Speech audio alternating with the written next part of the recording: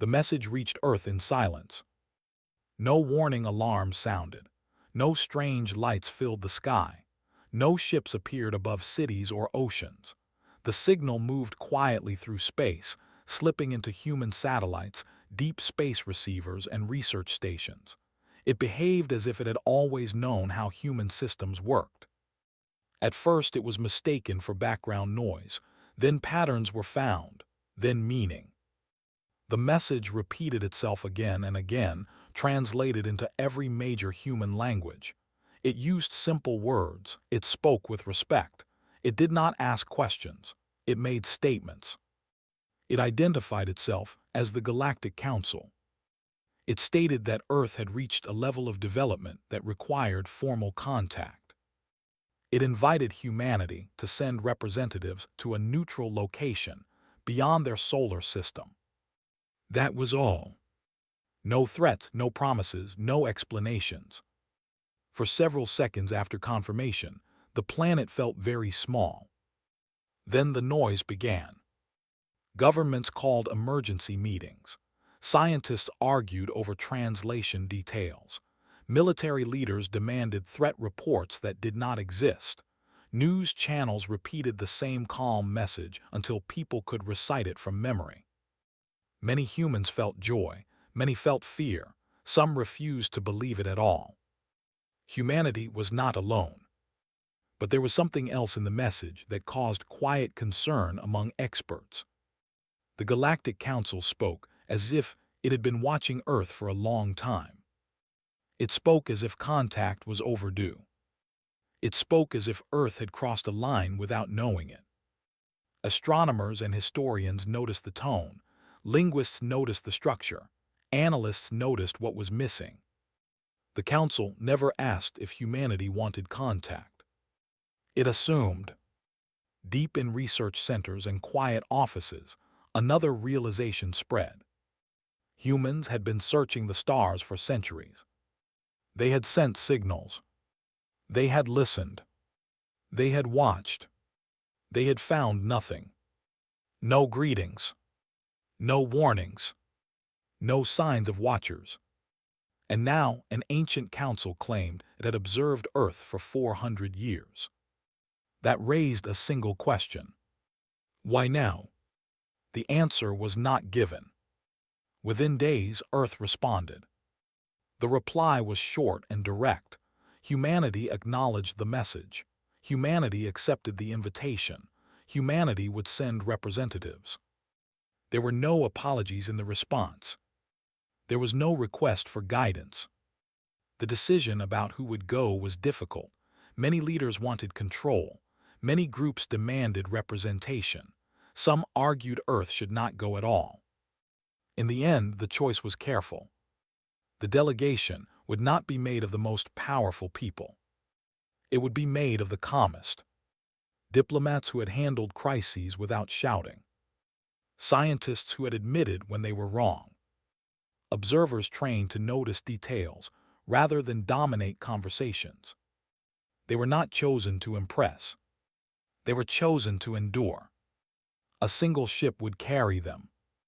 Not a fleet. Not an armed escort. One ship. It was named Horizon's Wake. The ship was built in orbit above the curve of Earth. Workers from many nations contributed. No flags were painted on its hull. No slogans were carved into its frame. Its shape was simple and balanced. Every surface had a purpose. Every system was designed to be efficient rather than impressive. To most observers, it looked ordinary. To those who understood its design, it was anything but. The ship carried engines that bent space smoothly instead of tearing through it. Its systems reused energy instead of wasting it. Its defenses were layered quietly beneath its surface, folded inward, hidden from easy scans. Nothing about the ship was loud. That was intentional. Humanity had learned, over centuries, that survival often belonged to those who did not announce themselves. On the day of departure, billions of people watched from screens. There were no speeches broadcast from orbit. No music. No cheers. The ship moved away from Earth with steady grace, space bent, distance folded, horizon's wake vanished. Far beyond human space, the Galactic Council waited. The council chamber floated in deep space, far from any single star. It was older than many civilizations. Its structure was vast, hollowed and shaped over thousands of years. Light filled the chamber evenly, adjusted to suit dozens of species with different senses. Seats curved around a wide central space, each shaped for bodies that stood tall, lay flat, floated, or shifted form. The center remained empty. Council members spoke softly among themselves. Many had attended hundreds of first contact meetings. They knew the pattern. New species arrived nervous. They showed awe. They asked permission. They accepted limits. That was how it always went. Yet reports about humanity caused unease. Human technology did not match expected paths. Their systems showed independent development rather than borrowed ideas. Their expansion into nearby systems had happened without guidance. That was unusual. That was concerning. Sensors activated at the edge of the chamber. "The human vessel has arrived," announced a neutral voice. Attention turned outward. The ship appeared slowly, stepping into space rather than forcing its way through. It did not glow. It did not announce power levels. It did not raise shields or weapons. It simply arrived. Council sensors scanned it immediately. The results caused discomfort. The ship's energy readings were compact but deep. Its materials confused standard models. Defensive systems were present but difficult to map. Most unsettling of all, the ship allowed the scans. It did not resist. It did not react. It behaved as if it expected to be examined. Escort vessels were offered, as protocol required. The human ship declined politely. It adjusted its course without guidance and moved into position at the center of the chamber's space. It stopped at the correct distance. Exactly correct. No closer. No farther. That detail did not go unnoticed. A pause followed. Council members exchanged signals, gestures, color shifts, and subtle movements. The humans had arrived exactly on time. Finally, a communication channel opened. The image was clear and simple. A group of humans stood together in a plain room aboard their ship. They wore simple clothing, no heavy symbols, no signs of rank dominance. They stood relaxed but alert. One human stepped forward slightly. Not as a ruler. Not as a conqueror. As a speaker. "Representatives of the Galactic Council," the human said, "we acknowledge your invitation. We are here." No bow followed. No pledge.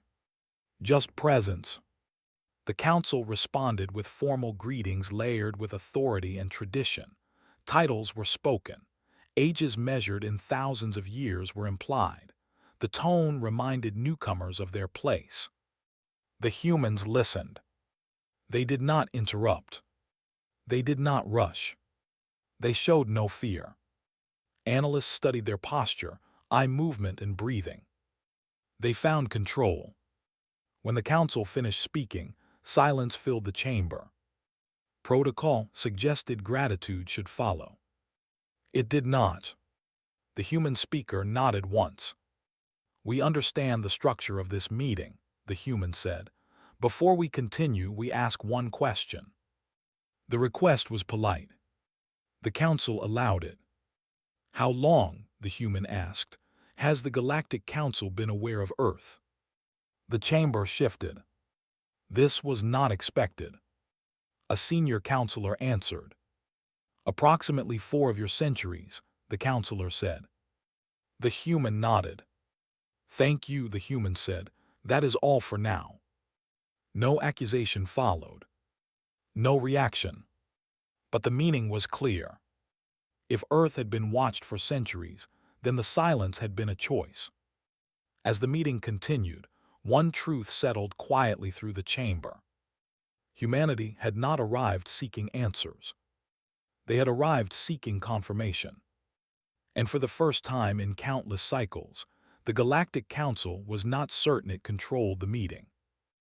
The humans waited calmly, patient and prepared, as if this moment had been expected not for years, but for generations. The Council felt something unfamiliar. Uncertainty. The chamber remained quiet after the human question. The Council did not rush to fill the silence. Silence itself was a tool in the chamber, often used to make new species uncomfortable. It was meant to remind them where they stood. The humans did not react. They waited. They stood still, breathing evenly, eyes open and focused. They did not whisper to each other. They did not shift their weight. It was as if they had expected the silence and prepared for it. Several council members noticed this and exchanged subtle signals. This behavior did not match the usual pattern. Finally, the senior counselor spoke again. "Human representatives," the counselor said, "this meeting exists to explain your position within the greater galactic structure." The tone was firm, controlled, ancient. The human speaker nodded. "We understand," the human said. That was all. The council began its address. It spoke of balance, of stability, of the long history of the galaxy. It described how countless species had risen, expanded, and collapsed through conflict and unchecked growth. The council presented itself as a guide, formed to prevent such chaos. The words were practiced. They had been spoken many times before. As the council spoke, images appeared in the air of the chamber. Ancient wars, destroyed worlds, species lost to history. Each image carried an unspoken message. This is what happens without us. The humans watched. They did not look away. They did not show shock or fear. Some council members found this troubling. Most new species reacted strongly to such images. They felt small. They felt grateful. The humans appeared thoughtful instead. The council moved on. It explained galactic law, travel limits, technology controls, expansion zones, rules meant to slow growth and prevent conflict, rules enforced for thousands of years. When the council finished outlining these limits, it paused. Earth, the counselor said, has exceeded several of these thresholds without approval. The statement was clear. The humans did not deny it. "We are aware," the human speaker said. That response caused a ripple through the chamber. The council expected surprise, or defense, or apology. Not awareness. The counselor narrowed its focus. "You expanded beyond your assigned stellar boundary," it said. "You developed propulsion systems without shared oversight. You deployed artificial decision systems outside approved frameworks." Each point was delivered slowly. Measured. The human speaker listened carefully. When the list ended, the human spoke again. "We did," the human said, "and we accept responsibility for our actions." Another pause. The council waited for justification. None came. The human speaker continued. "We acted based on available information," the human said. "At the time, we had no confirmed evidence of external governance. We made choices to survive." The words were simple. They carried weight. Council analysts reviewed the statement. It was honest, direct. It did not challenge authority openly, but it did not submit either. A different council member spoke, one whose species specialized in long-term planning. "Survival," the counselor said, "does not require unchecked growth." The human speaker looked at the counselor. "On Earth," the human said, "survival rarely arrives in ideal conditions." That answer spread through the chamber. It was not aggressive. It was not defensive. It was a statement of experience. The council shifted tactics. It began to question humanity's systems, energy generation, resource use, artificial intelligence, military structure, social organization. The questions were precise. They were meant to find weakness. The humans answered each one. Not with long speeches. Not with pride. With facts.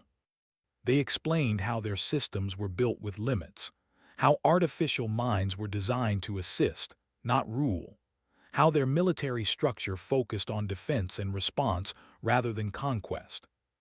They did not claim perfection. They admitted failure. They explained how they corrected it. That unsettled the council more than denial would have. Across the chamber, observers noticed something else. The humans never spoke as individuals. They always spoke as a group. We, not I. That was unusual for a species so diverse. As the questioning continued, council data specialists worked in the background. They compared human answers with collected observations. The match was close. Too close. Humanity had not exaggerated. If anything, they had understated. The council paused again. A private channel opened among senior members. They discussed the risk. Humanity was not asking for protection. They were not asking for permission. They were not asking for technology. They were standing in the chamber as equals without saying the word. That was dangerous. The council returned to the main channel. There is concern, the senior counselor said, that humanity's independence could destabilize surrounding regions. The human speaker nodded. That concern is reasonable, the human said. The council waited. No argument followed. Instead, the human continued. We share it, the human said. That is why we accepted this meeting. The chamber grew still. This was unexpected. The counselor asked, explain. The human speaker gestured slightly and new images appeared. Star charts, trade routes, conflict zones. These regions, the human said, have experienced instability for centuries. Council oversight exists, but intervention is limited. The images showed piracy, resource collapse, refugee movement. Council members recognized the data. It was accurate. You are aware of these issues, the human said. We were as well. The human paused. We chose not to intervene, the human said, because we did not know the rules. That sentence landed heavily. The council had assumed ignorance. Instead, it faced restraint. The human speaker continued. Humanity does not seek conflict, the human said. We seek clarity. The council studied the delegation again. They saw no hidden threat. They saw no fear. They saw readiness. The council attempted one final measure. It reminded humanity of its power, of fleets that span sectors, of enforcement actions taken against past violators. The display was meant to impress. The humans watched calmly. When it ended, the human speaker spoke softly. We acknowledge your capability, the human said. We also acknowledge your responsibility. The words were careful. They were not praise. They were expectation. The council did not respond immediately. In that moment, a realization spread among the members. Humanity was not reacting as a subject species. They were reacting as a participant. As the session drew toward a pause, the council announced a recess to review information. The humans agreed. The channel closed. Inside the horizon's wake, the human delegation remained calm. They reviewed notes.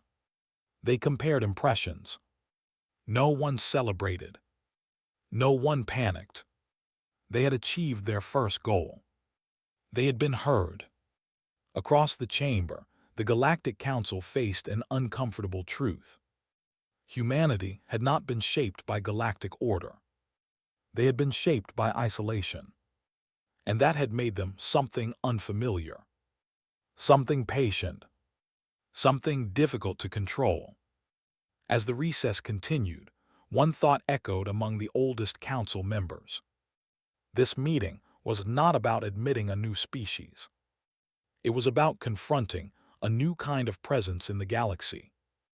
The recess did not bring relief to the Galactic Council.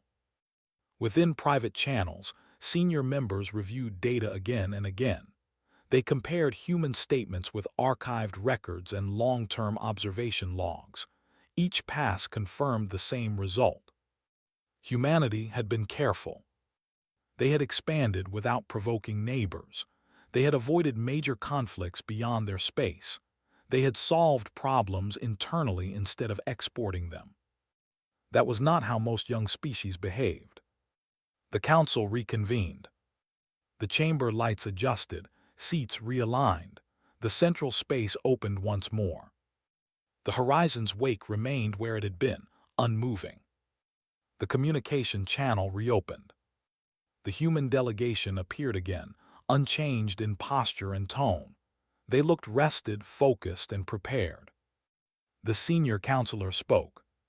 "Human representatives," the counselor said, "this council has reviewed your responses."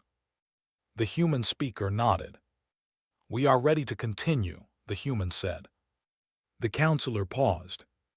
"Your species presents a challenge to existing frameworks," the counselor said, "not through aggression but through divergence." The words were chosen carefully. The humans listened.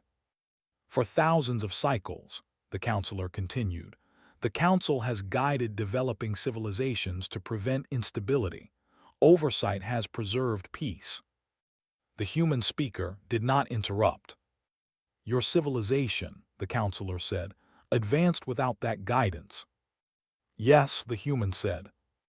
The single word echoed. The council shifted direction. "You detected us," another council member said, "before we contacted you." The human speaker nodded again. "We detected irregularities," the human said, "patterns that suggested observation." "How long," the counselor asked, "did you know?" The human paused.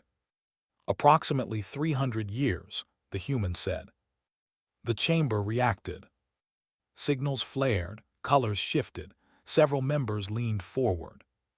"You chose silence," the counselor said. "Yes," the human said. "Explain," the council demanded. The human speaker remained calm. "We studied your behavior," the human said, "your patterns, your responses to other civilizations." Images appeared drawn from council records, first contact meetings, restriction agreements, controlled expansion. "We observed that early contact often shaped development," the human said, "not always for the better." The words were not accusatory. They were observational. "We chose to grow first," the human said, "to understand ourselves before accepting external structure." A long silence followed. This was not rebellion. It was choice.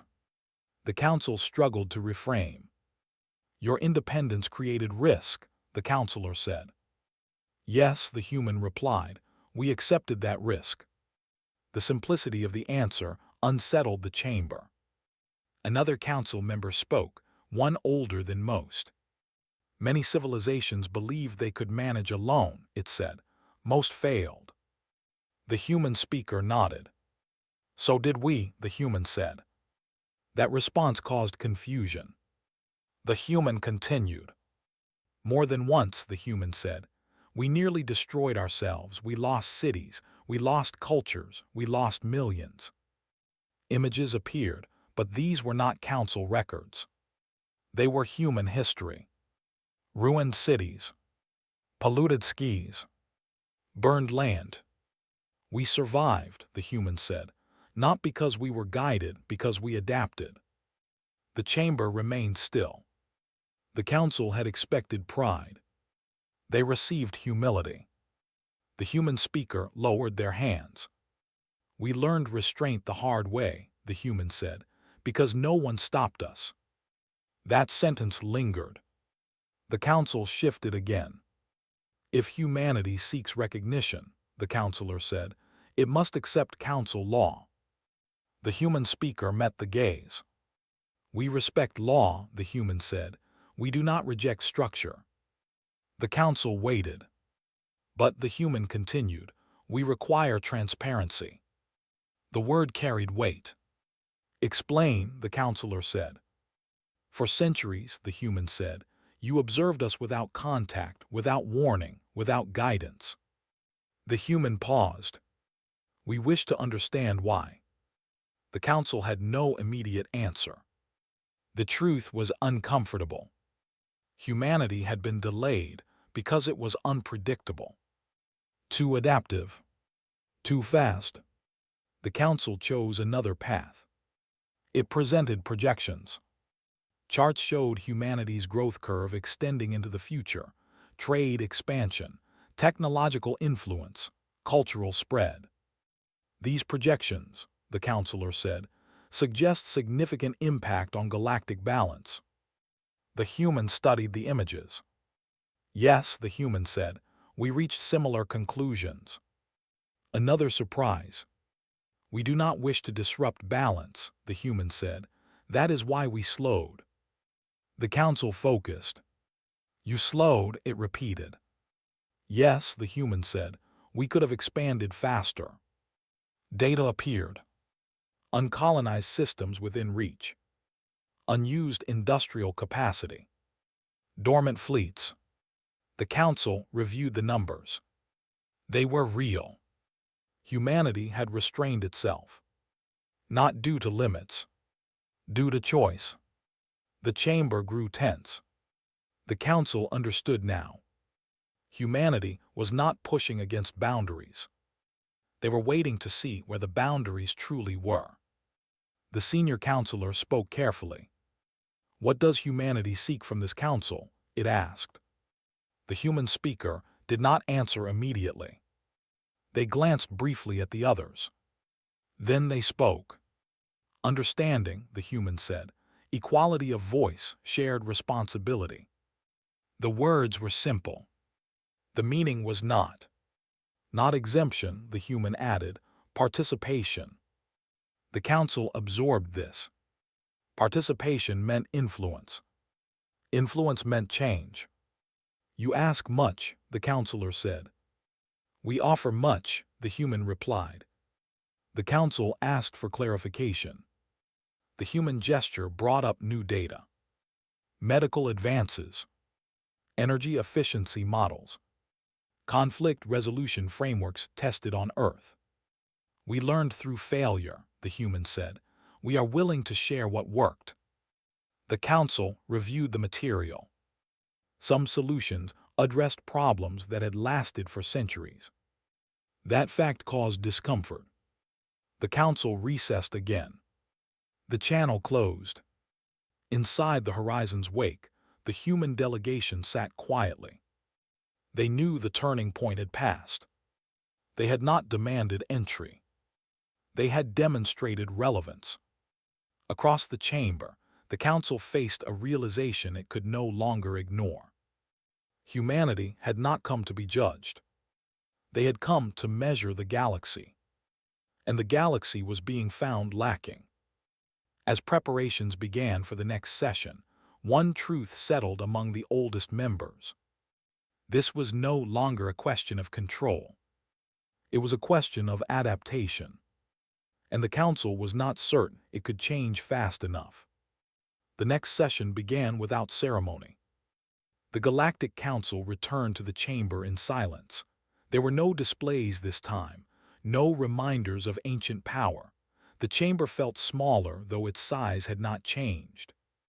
The horizon's wake remained steady in the center space. The human delegation appeared once more on the shared channel. Their expressions were calm. Their posture was open. They looked neither eager nor defensive. The senior counselor spoke. This council has reviewed your proposal, it said. The human speaker nodded. We are ready to listen, the human said. That sentence carried meaning. It was not submission, it was balance. The counselor continued. Equality of voice is not a concept granted lightly, it said. The council was formed to guide, not to share authority with untested civilizations. The human listened. For thousands of cycles, the counselor said, this structure has preserved peace. The human speaker responded quietly. Peace, the human said, or stillness. The chamber reacted. The words were not loud. They were precise. The counselor did not dismiss them. There is a difference, the counselor said. Yes, the human replied, and that difference matters to those living under it. A pause followed. Several council members shifted uncomfortably. The council changed approach. You offer solutions, the counselor said, but solutions from one world may not apply to many. The human speaker gestured gently. We agree, the human said. That is why we do not offer control. Images appeared. Human-led recovery efforts on Earth. Regions rebuilt after collapse. Systems designed to adapt instead of enforce. We offer methods, the human said, not commands. The council studied the data. It showed cooperation without dominance. That was unfamiliar. The council pressed harder. What assurance, another council member asked, can you give that humanity will not expand beyond restraint once granted standing? The human speaker answered without delay. None, the human said. The chamber froze. The human continued. Because no species can promise what it will never do, the human said. We can only promise how we decide. The council waited. We decide slowly, the human said, with disagreement, with review, with resistance. The human paused. And we accept consequence. That final phrase carried weight. The council realized then that humanity was not asking to avoid limits. They were asking to help define them. The senior counselor spoke again. If the council refuses your request, it said, what will humanity do? The question was direct. It was meant to reveal threat. The human speaker answered carefully. We will continue, the human said, as we have. No warning followed. No hidden edge. We will trade where welcomed, the human said. We will defend ourselves if attacked. We will remain open to dialogue. The chamber listened. You will not withdraw, the counselor said. No, the human said. You will not submit, the counselor said. No, the human said again. The honesty unsettled the room. The council understood the message. Humanity did not need approval to exist. The council attempted one last show of authority. It invoked precedent. Cases where independent species were sanctioned. Trade restrictions. Movement limits. Isolation. The human delegation watched calmly. When it ended, the human speaker spoke softly. Those measures depend on cooperation, the human said. The council paused. Yes, it admitted. We have observed your enforcement reach, the human said. It is extensive. The human paused. It is not absolute. The chamber felt the shift. The statement was not a threat. It was a fact. The council realized something else then. Sanctioning humanity would not break it. It would only separate the council from influence. A younger council member spoke. If humanity joins, it asked, what changes? The human speaker considered the question.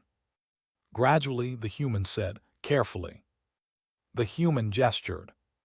Transparency and observation, the human said. Clear rules, shared review. The council listened. No silent watching, the human added. That sentence struck deeply. The council had never considered its observation unethical. Humanity did. The senior counselor leaned back. You challenge tradition, it said. We challenge stagnation, the human replied. The chamber fell silent. This was the moment. The council could feel it. Refusal would not bring obedience. Acceptance would bring change.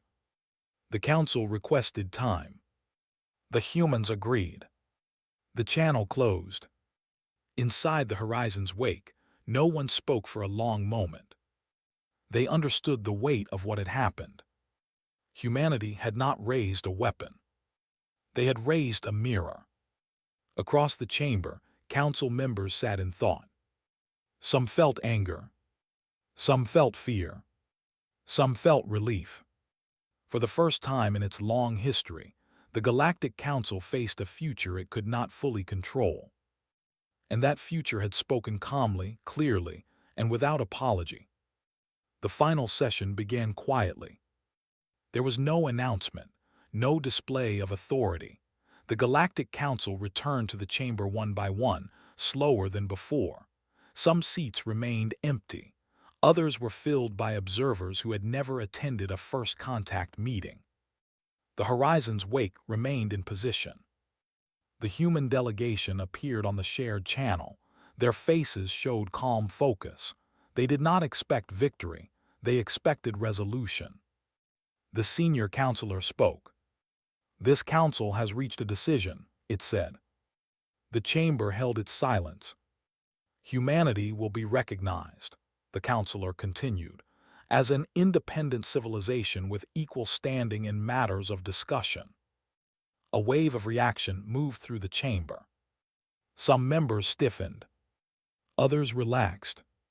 The human delegation did not react outwardly. "This recognition," the counselor said, "comes with conditions."